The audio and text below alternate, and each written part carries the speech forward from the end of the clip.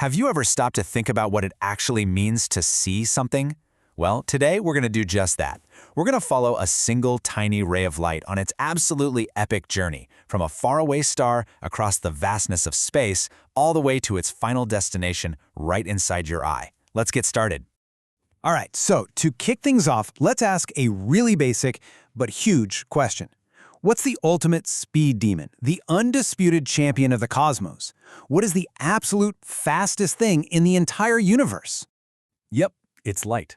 This thing moves at a mind-boggling 300,000 kilometers per second. And that's not just, fast. It's the cosmic speed limit, a fundamental law of our universe. Nothing goes faster. And it's this insane velocity that even makes our ray of light's journey possible. Okay, so every story has a beginning, right? Well, for our little ray of light, its story starts deep inside the fiery heart of a star. So, what's the deal with light anyway? At its most basic level, it's just pure energy. It zips through space as a wave. But here's the key. It always travels in a perfectly straight line. And we call that path a ray. This one single ray we're following, it's like a tiny packet of energy on a mission. This brings up a really important difference between objects in our universe. You've got luminous things, right? Like the sun. They're the source. They make their own light. And then there's everything else. The non-luminous stuff, like the moon, or, the chair you're sitting on. We can only see them because they're basically acting like mirrors, bouncing light from a source into our eyes. All right, our ray of light is officially born. And now, the real adventure begins. Its incredible voyage across the universe. A journey that's all about that cosmic speed limit we talked about. To really get a feel for this speed, let's take a trip a little closer to home, from our own sun. That is a 150 million kilometer journey. And even at the speed of light, it's not instant. It actually takes a full 8 minutes for sunlight to get to us here on Earth. Think about that. When you look up at the sun, you're not seeing it as it is right now. You're seeing it as it was 8 minutes ago. And if you think that's fast, check out how it stacks up against something we're all familiar with, sound. I mean, it's not even a fair fight. Light is about 1 million times faster. It's exactly why when you see fireworks from far away, you see that big, beautiful explosion way before you hear the boom. But you know what? The difference is even bigger than just speed. See, sound needs stuff to travel through. It needs particles to vibrate, whether that's in the air, in water, whatever. But in the vacuum of space, there's nothing, no particles, so sound just stops. It can't go anywhere. Light, on the other hand, is a total loner. It doesn't need anything. It can cruise right through the total emptiness of a vacuum.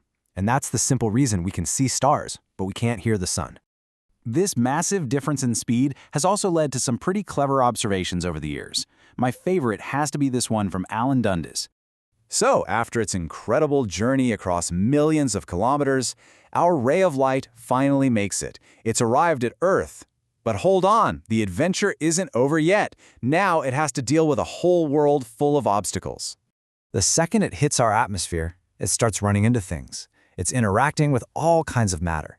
And depending on what it hits, a few different things can happen. It might hit something transparent, like a window, and just pass straight through. Or maybe something translucent, like frosted glass, which lets some light through but scrambles it all up. And then you have opaque stuff, like a brick wall, which just stops light cold. So, what happens when our ray of light hits that brick wall? Well, remember how light only travels in straight lines? It can't just, swerve around it. The object completely blocks its path, and this creates a dark spot right behind it, an area that the light just couldn't get to. We all know what that is, right? It's a shadow. It's actually the perfect everyday proof that light travels in straight lines. Okay, so if the wall blocks the light, how do we see the wall itself? This is where another cool property comes into play, reflection. Let's go back to that book we talked about. The process is actually super simple. Step 1, light from a source, maybe a lamp in your room, travels and hits the book. Step 2, it bounces right off. And step 3, that bounced or reflected ray travels in a new straight line directly into your eye. And that's it. That's how you see basically everything around you.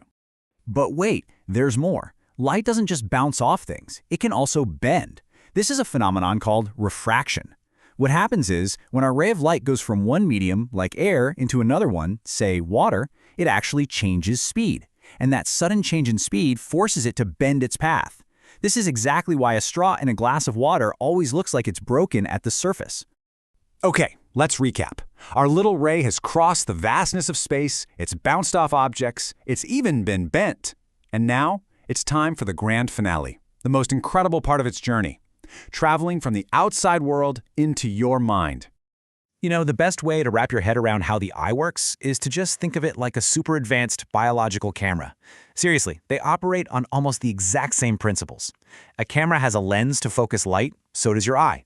A camera has an aperture to let light in, your eye has the pupil. A camera has a shutter to control how much light gets in, your eye has the iris to do the same thing. So here's the play-by-play. First, a ray of light passes through the cornea. That's the eye's clear protective shield.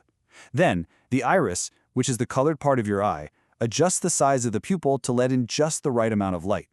Finally, the lens behind the pupil does the crucial work of focusing all that light onto the retina, which is like a screen at the very back of your eye.